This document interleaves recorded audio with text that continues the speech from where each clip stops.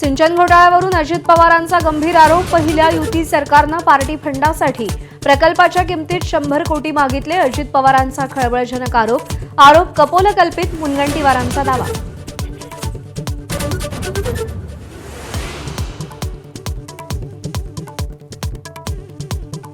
अजित पवारांनी केलेले घोटाळ्याचे आरोप 100% खरे। तत्कालीन मुख्य अभियंते विजय पांढरेंचा दावा। तर अजित पवारांनी अनेक घोटाळे केल्यामुळे अधिकाऱ्यांचं नाव घेतलं नाही। पांढरेंचं वक्तव्य।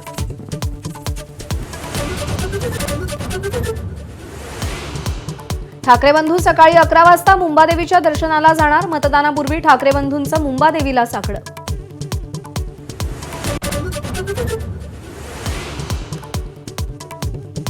डोंबिवलीतील भाजप शिवसेना राडा प्रकरणी शिवसेनेचे उमेदवार नितीन पाटील आणि रवी पाटील यांना अटक। प्रभाग क्रमांक 29 मध्ये भाजपच्या पदाधिकाऱ्यांकडून पैसे वाटल्याच्या आरोपांवरून दोन्ही बाजूंच्या कार्यकर्त्यांमध्ये तुफान राडा। 5 जण गंभीर जखमी।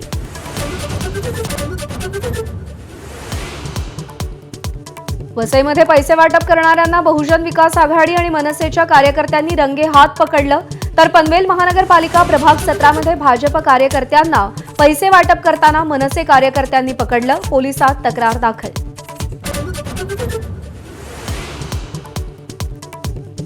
इराणमधल्या हिंसक आंदोलनात ट्रम्प यांनी आगीत तेल ओतलं। आंदोलन सुरू ठेवा, संस्था ताब्यात घ्या, मदत येतेच आहे। ट्रम्प यांची आंदोलकांना चिथावणी। इराणमध्ये लोकशाही पाहण्याची इच्छा। ट्रम्प यांचं वक्तव्य। भारत आणि न्यूझीलंड यांच्यातला दुसरा एकदिवसीय सामना आज राजकोटमध्ये। भारताला मालिकेत विजयी आघाडी घेण्याची संधी।